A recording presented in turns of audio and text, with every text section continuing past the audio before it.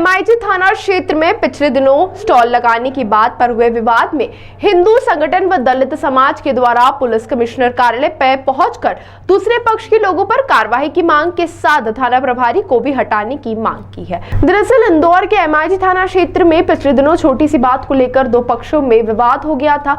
वहीं हिंदू स्वराज सेना और अखिल भारतीय भलाई महासभा के साथ रहवासी भी पहुंचे और आरोप लगाए कि 20 से 25 दूसरे पक्ष के लोगों ने हमला कर दिया था। दूसरे पक्ष पर कार्रवाई और थाना प्रभारी द्वारा कार्रवाई नहीं करने से नाराज होकर पुलिस कमिश्नर कार्यालय ज्ञापन देने पहुंचे। हिंदू युवाओं पर जो हत्या का प्रयास का प्रकरण दर्ज हुआ उस पर निष्पक्ष जांच कर वैधानिक कार्रवाई की जाए।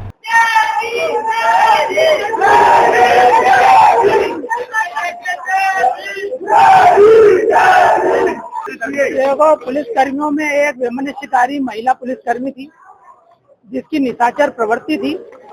उसके कारण शर्मसार हुए तो हैं। उन्होंने अपनी गलती भी स्वीकार करी है। उन्होंने हमें धक्के देकर बाहर निकालने की बात करी। हम संवैधानिक रूप से यहाँ आंदोलन कर रहे थे, हमारी अपनी बात कहने आए थे। ये कोई पाकिस्तान, अफगानिस्तान, कराची या बांग्लादेश नहीं है, हिंदुस्तान है। और हिंदुस्तान का मध्य प्रदेश है और मध्य प्रदेश का इंदौर शहर है, जहाँ पर सामंजस्य और समन्वय की बात चलती है, जहाँ पर हिंदुत्व और सनातन की बात चलती है, जहाँ पर दलितों की रक्षा और सुरक्षा की बात चलती है। आज दलित अपने आप को असहाय महसूस कर रहा है। शरणबाग में रहने वाला हमारा भलाई समाज गणगौर निकालने गया तो मुस्लिमों ने तकलीफ दी, हनुमान जयंती मनाने गए तो मुस्लिम आक्रांताओं ने तकलीफ दी, और तो और कल बाबा साहब की अम्बेडकर जयंती मनाने गए तो वहाँ के जो मुस्लिम जिहादी कट्टरपंथी गुंडे थे उन्होंने मारपीट करी, चाकूबाजी करी, जिसके वीडियो है, जिसमें ये इरफान पंचर है, अरबाज है, सेजान है, फैजान है, समीर खान है, ऐसे ये जिहादी गुंडों के द्वारा लगातार स्वर्णबाग में आतंक फैलाया जा रहा है। वहाँ पर कोई कुआं या चौक है जहाँ पर बैठकर ये लोग नशा करते हैं और नशा बेचते हैं। एमडी ड्रग्स को बेचा जाता है और चरस और गांजा सप्लाई किया जाता है। कहीं ना कहीं इस मामले में पुलिस की कोई बंदी होगी। इस कारण कल के झगड़े में एक तरफा कार्रवाई हुई। जिहादी मुस्लिम गुंडों पर 151 की कार्रवाई हुई और हमारे जो बेचारे दलित है, जो बीच बचाव कर रहे थे, जो पढ़ने लिखने वाले छात्र थे, उन पर 307 की कार्रवाई हो गई।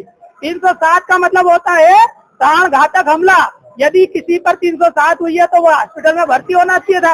वो और उसके साथी गुंडे आज भी स्वर्णबाग में हमारे दलित परिवारों को धमका रहे, चमका रहे। स्वर्णबाग कॉलोनी में जो 2 दिन पहले हनुमान जन्मोत्सव के दिन जो इरफान और फैजान के द्वारा 20-25 साथियों के साथ में हिंदू बस्ती पे हमला किया गया और जो वहाँ पे हिंदू युवक तैयारी कर रहे थे उनको ही आरोपी बना दिया गया, जो कि बेकसूर बच्चे हैं, पढ़ने लिखने वाले बच्चे हैं। वहाँ पे कोई भी हमला करेगा बस्ती पे तो उसका विरोध तो करेगा ही।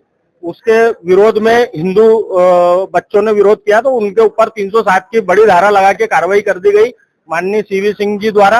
और जो मुस्लिम थे उनके ऊपर 51 की मामूली धारा लगा के, जो कि लिस्टेड अपराधी हैं, जिनका कार्य वहाँ पे गांजा, चरस, अफीम और एमडी ड्रग्स वगैरह बेचने का है।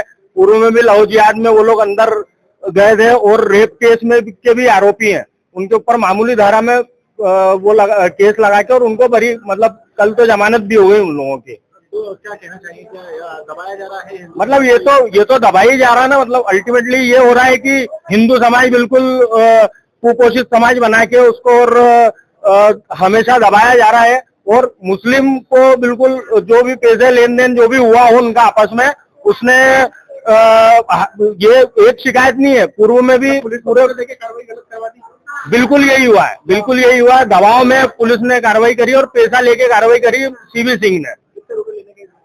ये अच्छा खासा ही पैसा, आप भी समझते हो कि जब इतनी बड़ी वो घटनाक्रम हुआ है तो उसको ओपन भी नहीं हुआ है, कहीं बाजार में भी नहीं आई है। ये तो कल से, परसों से, शाम से ये सारे सीसीटीवी फुटेज आए हैं और उसका जो डीआरवी वो भी निकाल के तुरंत उन्होंने निकाल के और ले गए खींच के। मेरा नाम अमित पांडे, हिंदू स्वराज सेना। देखिए, ये क्रॉस एफआईआर है। इसमें मुस्लिम पक्ष को चाकूबाजी की गई उनके साथ और जो मेडिकल रिपोर्ट है उसके आधार पर एफआईआर दर्ज की गई है। दूसरे पक्ष के खिलाफ भी मुकदमा दर्ज किया गया है और जो भी आज इन्होंने ज्ञापन दिया है, शिकायत की गई, उसके सारे तत्वों को खंगाला जाएगा। तथ्य में जो भी सच सामने आएगा उसके अनुरूप कार्रवाई की जाएगी। सीसीटीवी भी हम अपनी जांच का हिस्सा बनाएंगे। उन सबको पड़ताल करने के बाद जो भी तथ्य सामने आएगा, जो भी सच्चाई सामने आएगी, उसके अनुरूप वैधानिक कार्रवाई करना सुनिश्चित किया जाएगा।